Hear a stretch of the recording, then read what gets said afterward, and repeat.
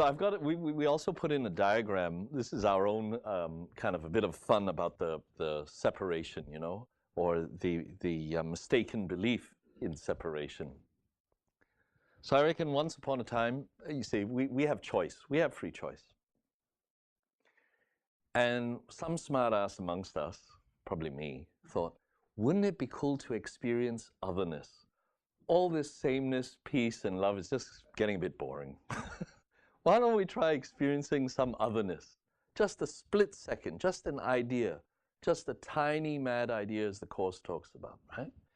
And then I reckon like little kids in a sandbox, you know, we just madly went about making ourselves individual, you know, and forgot all about time and God and home and all the rest, just like kids do, you know. Oh, let's have male and female. Well, that's a good idea. Let's do that. Let's have sex. Oh, what fun. Let's have sex. Let's have different colors. Let's have different languages. Let's have all this difference, all this individuality. What fun. And then, like, I don't know if you guys have ever done anything bad in cahoots with somebody else. No, you wouldn't have. I have. But, you know, like, you do something, it seemed like a good idea at the time, it was really a bad idea. And then the shame and the guilt hits you, right? And then all of a sudden, you don't really want to see that person much anymore. You notice that? Do you remember those days? Ever had that thing? You feel guilty. So you know what time they take their train, you make sure you're not on that train anymore where you used to be, or you know what bar they go to, you don't go there, which restaurant, whatever. You just kind of accidentally, on purpose, don't see them. And I reckon that that's the kind of thing that happened because the guilt, because we actually believed for a split second that we could make up this separation and that it was real. One of us must have looked at the watch, looked around, went, oh, where's God? Where's home? Holy shit. We're separated. We're on our own. And guess what? He's going to be after our ass when he finds out where we've gone. So we better keep running. So that's what we do. We're running. Distraction after distraction. Making up. Trying to make this world as real as possible in some way to hide this guilt. And then having to see each person as separate. Because the Lord help us if we got together and really felt the guilt because we think we truly separated. We haven't, of course. Nothing's happened. But in the course of all of that lot, from that tiny mad idea, we seem to be in this place where it's all separate. We're all individuals, you know?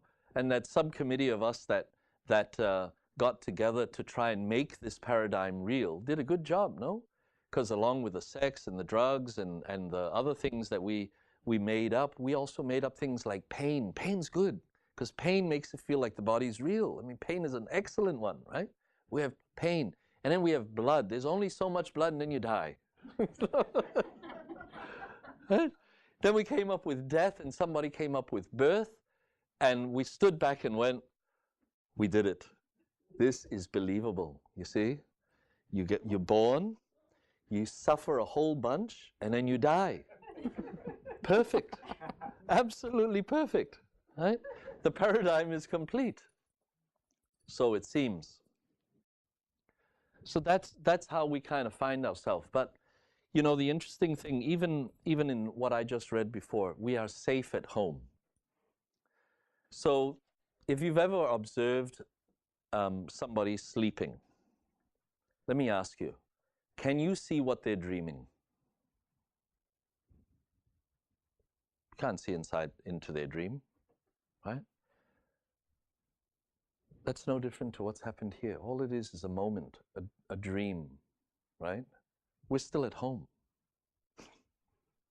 But in a dream, let me ask you this question. Does it seem real sometimes when you're having that dream, when you're in that experience of the dream? Are you dreaming and just going, oh no, this is just a dream, there's no monster after me? No, you're running for your life, right? Yes, you're running, right? You're running, see? So we can cognitively look at that and go, oh, that was just a dream. And yet here we are dreaming going, this is real. Right? We never left. And so, if you like, it's like we're all these little kiddies home safe tucked away in bed. God looks in. There's all his little babies, fast asleep, well fed, loved beyond all get up, everything provided for, all our needs met. Right? We're just asleep, dreaming. Now, if somebody's in a dream and it's obvious they're in discomfort, having a nightmare, should we try and find a way to get into that dream and fix it? What should we do? Wake them up. Throw cold water on. Whoa! Oh, who said that? But we would gently wake them up. Very gently.